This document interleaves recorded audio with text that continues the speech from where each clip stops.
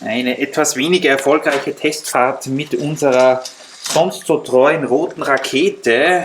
Ich teste gerade wieder mal die Bahngleise und etwas ist hier mit unserer Brücke nicht in Ordnung, so wie es aussieht, denn der Zug hatte hier etwas Schwierigkeiten beim Drüberfahren, aber wir schauen ihm noch nach, wie er sich seinen Weg in Richtung des Stadtzentrums bahnt. Rita steht dort irgendwo beim Harry Potter Bereich herum. Ich weiß nicht, was sie macht, aber wir werden sie dann das nächste Mal fragen. Und damit herzlich willkommen zurück, liebe Freunde, zu einem Video der Extraklasse. Jetzt ist natürlich das Signal nicht mehr, ja, ich glaube, jetzt ist sie aus, keine Ahnung, ich werde nachher mal kontrollieren, zu einem Video der Extraklasse, oder was heißt hier Extraklasse, und zwar seid ihr natürlich wieder mal gefragt, ihr werdet euch denken, warum fangen Sie jetzt schon wieder eine neue Baustelle an? Jetzt sollen Sie doch zuerst mal die U-Bahn fertig bauen und dann erst mit dem Güterbahnhof anfangen. Das machen wir auch, das ist kein Problem. Aber wir haben jetzt wieder gesehen, wir haben zum Beispiel beim U-Bahnhof und beim, danke übrigens für eure tollen Kommentare, bei der Realisierung der gesamten U-Bahn-Strecke, schaut euch die Videos an, wenn ihr sie noch nicht gesehen habt, sonst entgeht euch auf jeden Fall was. Dort haben wir auf eigene Faust angefangen zu bauen und das hat ganz gut funktioniert, aber wir haben jetzt im Nachhinein, wie wir eure Kommentare gelesen haben, noch tolle Vorschläge gesehen für Sachen, die jetzt natürlich im Nachhinein immer schwerer umzusetzen sind.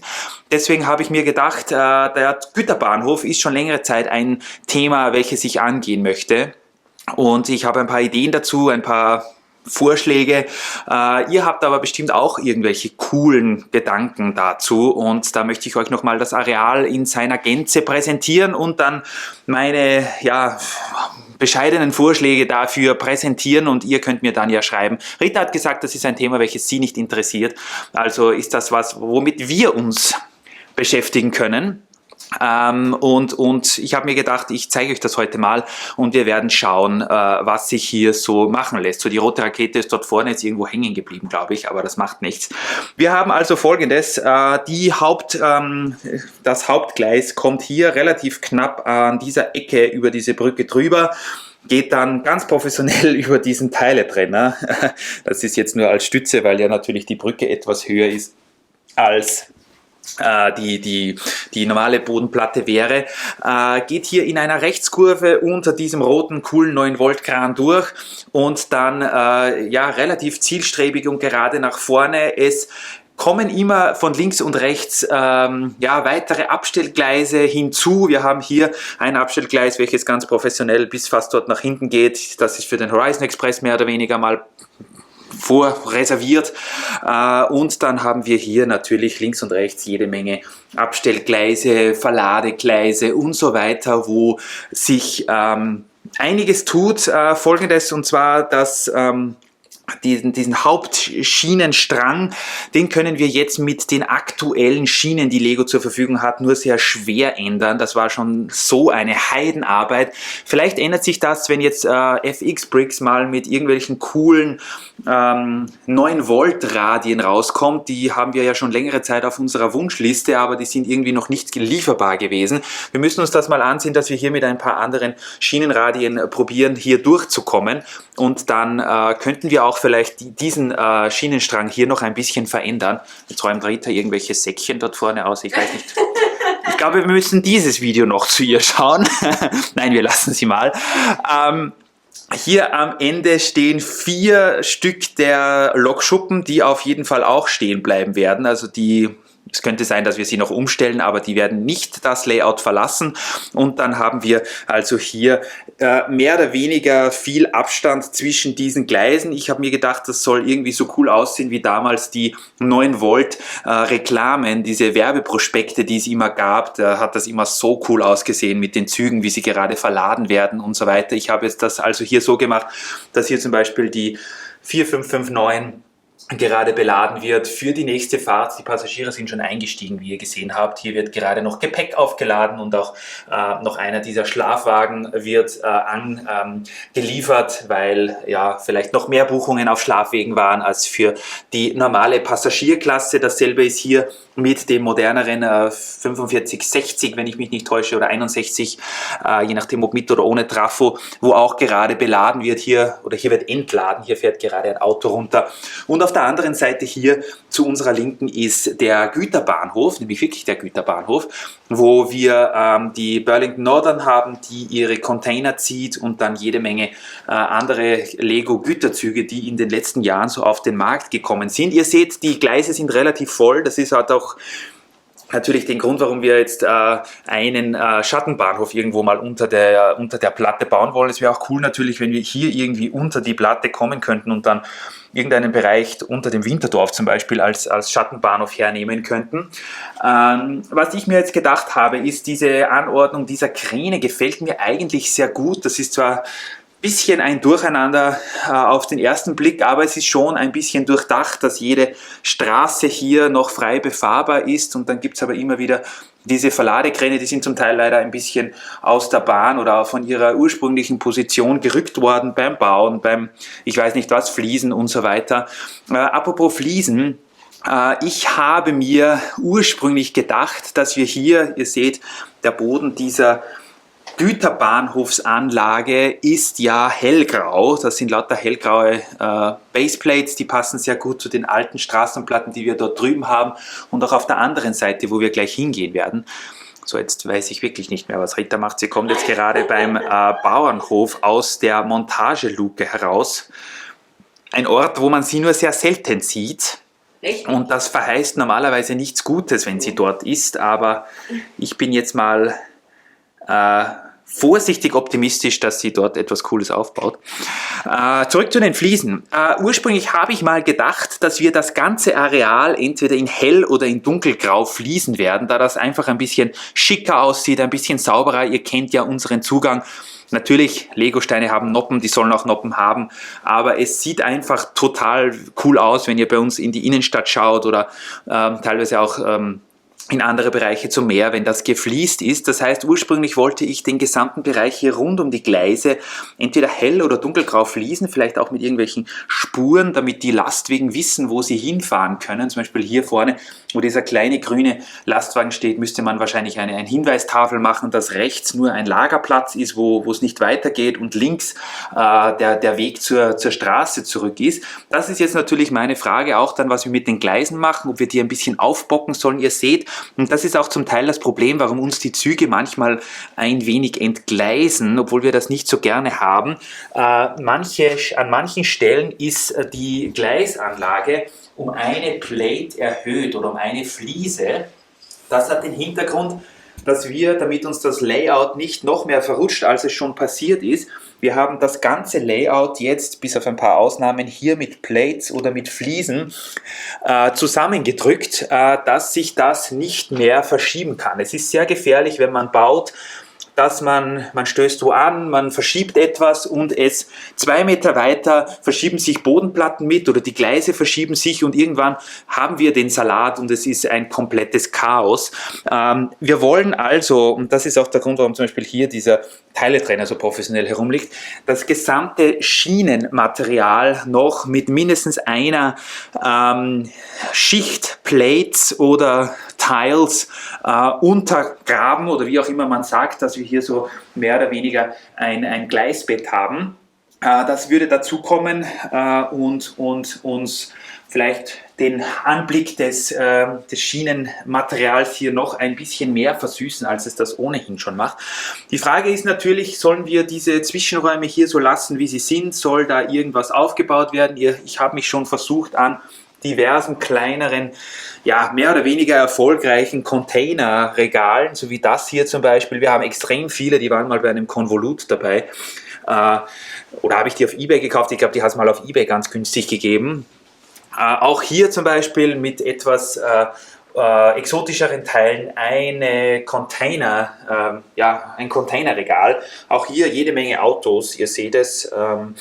Das soll natürlich so sein. Wir haben hier absichtlich, oder ich habe hier absichtlich jede Menge Material auf die Tischplatte raufgegeben. Es ist fast ein bisschen überfüllt natürlich, aber es soll so sein, dass sich hier viel tut, dass hier viel Business ist und natürlich wollen wir es auch so viel Züge wie möglich sehen. Wir haben am Anfang weniger Züge hier stehen gehabt. Am Anfang mal ganz viele, dann ein bisschen weniger, jetzt wieder mehr, weil ich gerne Züge sehe, wenn ich Züge anschaue, dann geht es mir gut, noch besser als wenn ich Rita ansehe. Ich hoffe, sie hat das nicht gehört. Ja, sie hat das als Kompliment aufgefasst. Ich glaube, sie hat das als Kompliment aufgefasst, weil sie uns nicht gut zugehört hat. Bleibt unter uns bitte. Ja, also was soll hier passieren? Hier kommen noch ein paar Bahnübergänge hin. Natürlich, da habe ich schon diese abgeschrägten Slopes gekauft, auch die größeren natürlich, ähnlich wie bei dem großen Bahnübergang dort drüben. Hier, das ist ein bisschen wild natürlich, wie hier die Schienen verlaufen. Das wäre auf einem normalen Güterbahnhof nicht der Fall, aber wir mussten irgendwie hier rund um diesen Pfosten hier, und ich finde, das ist eigentlich ganz cool geworden jetzt im Nachhinein. Also es geht sich wirklich aus, dass wir theoretisch, wenn die Schienen frei sind, jede Position hier, jedes Gleis hier ansteuern können und ja, die Züge rausholen können aus dem Rangierbahnhof, aus dem Güterbahnhof und wieder rein bringen. Wir haben hier zwei Varianten, oder besser gesagt eine Variante, einmal ist Original, einmal aus einem Konvolut wieder aufgebaut, des legendären 3x5, also 4555. Da sind wir schon mal gefragt worden, warum wir nicht eines spiegelverkehrt aufbauen. Das ist eigentlich eine gute Idee und wäre gar nicht so viel Arbeit, weil man ja eigentlich nur, der Kran ist sowieso symmetrisch, man müsste eigentlich nur eines dieser Kontrollhäuschen spiegeln. Das werde ich vielleicht sogar noch mal machen. Das würde sicher ein bisschen besser aussehen, als das jetzt tut. Und hier haben wir die aus dem Set 4565, der auch da hinten steht auf dem Abstellgleis hier. Diese Verladekräne, die auch sehr cool sind, die gefallen mir auch sehr. Das sind irgendwie Bilder aus meiner Kindheit, die mir immer ein Lächeln ins Gesicht zaubern werden. Hier mit der Monorail Endstation, wobei hier sich natürlich noch ergeben könnte, dass die Monorail-Bahn noch eine Verlängerung bis zum Winterdorf oder bis dort hinten zum Vergnügungspark irgendwann erfährt. Das lassen wir uns noch offen. Und hier geht es dann wieder zurück zum Hauptgleis, wo die rote Rakete, da vorne ist sie hängen geblieben, oder habe ich sie gestoppt? Ich weiß es nicht. Hier ist Rita, ich weiß nicht, was sie vorhat, aber wir ignorieren sie jetzt mal gekonnt. Sie hat einen Baum in der Hand. Wir sind gespannt. Und hier ist noch ein extra Abstellgleis, das habe ich nachträglich mal eingebaut, weil wir hier so eine tote Ecke hatten, mit der wir irgendwie momentan nicht wussten, was wir anfangen sollten. Da habe ich mir gedacht, wir brauchen sowieso mehr Abstellgleise noch, weil wir so viele Güterwaggons haben und so viele, ja, Waggons, wir sagen zwar immer, Lego soll mehr rausbringen, wir wüssten gar nicht, wo wir das alles hinstellen sollen. Aber ja, da haben wir noch ein paar Waggons, die auch total cool aussehen. Und dann sind wir aber wirklich wieder zurück am Hauptgleis. Meine Frage ist jetzt, gefällt euch das so, wie das hier steht? Was würdet ihr ändern? Bitte seid da auch ehrlich. Ihr wisst da bestimmt, was man damit machen kann. Was sollen wir mit den ganzen Zwischenräumen machen? Sollen die gefliest werden? Wenn ja, wie? Ist hier zu viel los? Gibt es irgendwelche Änderungsvorschläge, wie wir am besten nicht zu viel einsparen müssen? Also natürlich könnte man das vielleicht jetzt noch ein bisschen systematischer und strukturierter machen, dass hier nicht so viele Kurven sind, dass hier nicht so viele, ja, so viel Chaos herrscht auf gut Deutsch. Aber wir wollen natürlich auf der anderen Seite so viel Kräne wie möglich, so viel Züge wie möglich, so viel Lokschuppen, und da hinten ist auch die Zugwaschanlage, wenn ihr sie sehen könnt, auf der Platte haben. Das wäre natürlich ganz cool. Ich habe auch schon überlegt, und das ist natürlich hier auch eine Möglichkeit, dass wir, dadurch, dass hier vorne ja ein Loch ist, wo man dann relativ weit in das Layout hineingreifen kann und da auch bauen kann. Man kommt hier auf jeden Fall bis zu diesem roten Gabelstapler, den ihr, glaube ich, nicht ordentlich sehen könnt, hierher. Wir könnten natürlich auch unseren, ja, Kaffeebereich, da wird zwar Rita wieder dagegen sein, aber wenn ihr fleißig kommentiert, dass das eine gute Idee wäre, könnten wir das machen, dass wir hier noch zu unserer Rechten eine, vielleicht nicht eine 2 Meter Platte, aber eine halbgroße Platte anbauen. Dann hätten wir hier noch Platz für ein, zwei schöne Gleise oder vielleicht auch 3, wo natürlich auch noch was passieren könnte. Dann wäre der Bereich hier vielleicht etwas ausgedünnt. Das habe ich mir auch schon mal überlegt. Mein Traum wäre, dass das so aussieht wie in den 1990er Jahren die Lego-Reklamen. Das fände ich total cool. Müssen wir noch schauen. Und wie gesagt, wir haben noch jede Menge solcher Sachen. Wir haben ja früher sehr viele Konvolute gekauft. Da waren immer wieder auch so teilweise ramponierte Kräne und so Verladerampen und Gabelstapler und lauter so kleine Transporter dabei. Die haben wir zum Teil auch gemoddet und gemockt, alles Mögliche. Die sind aber zum Teil alle unter der Tischplatte sogar noch, weil wir einfach hier nicht genug Platz haben und das nicht zu voll räumen wollten. Und natürlich zu guter Letzt, bevor wir noch kurz zu Rita schauen. Wir haben hier noch einen sehr großen Platz. Der ist zwar sehr oft vollgeräumt, weil Rita hier ihre Minifiguren gelagert hat und sie, wie ihr seht, hier immer, hier ist übrigens Fanpost, vielen Dank dafür, haben wir wieder Pakete bekommen. Das freut uns immer ganz besonders. Jetzt hat sie irgendwas zerstört, aber wir ignorieren sie einfach. Also wir haben hier noch jede Menge Platz, da habe ich jetzt mal nur pro forma diese 4 oder besser gesagt 4,5 halbe, also insgesamt 5 grüne Platten hingelegt. Die könnte man natürlich auch noch für irgendwas verwenden. Wir haben ja auch überlegt, ob wir nicht die U-Bahn von dort unten irgendwo da herauf auf einer Rampe fahren lassen, und dann ist natürlich hier, also wenn ihr euch diese ganzen Minifiguren und das Zeugs von Rita wegdenkt, ist hier jede Menge Platz noch für ein Gebäude, für 2 Gebäude. Wir haben überlegt, ob wir nicht eine Lokomotivenwerkstatt oder Fabrik oder sowas aufbauen, was natürlich sehr viel Platz brauchen würde. Das wäre ein total cooles Projekt, würde sich auch hier anbieten, weil wir natürlich gleich daneben Gleisanschluss haben. Also hier würde sich sicher noch ein oder 2 große Moks ausgehen. Wenn ihr da Ideen habt, dann auch gerne her damit, oder können wir vielleicht irgendwie die Schienen hier noch extra, das war sogar mal in einer frühen Version dieses Güterbahnhofs, das haben wir aber, glaube ich, nie gefilmt, weil ich das wieder abgebaut habe. Früher ist es dort, wo die Monorail-Station zu Ende ist, noch mit einer Weiche hier herausgegangen, und dann waren hier auch noch 2 oder 3 Abstellgleise. Das war dann aber zu voll. Also die Frage ist, was machen wir hier mit diesem freien Bereich? Und wie gesagt, ich bin jetzt gerade dabei, Teile noch für die U-Bahn zu bestellen auf Bricklink, Teile noch zu bestellen für das Shopping-Hochhaus, wo auch so viele Ideen und Vorschläge gekommen sind zum Gestalten der Stockwerke, zum Gestalten der architektonischen Geschichte. Und ich bin auch am Überlegen, was wir hier machen. Und da ist es natürlich ratsam, wenn wir zu bauen beginnen und schon ein bisschen einen Plan haben.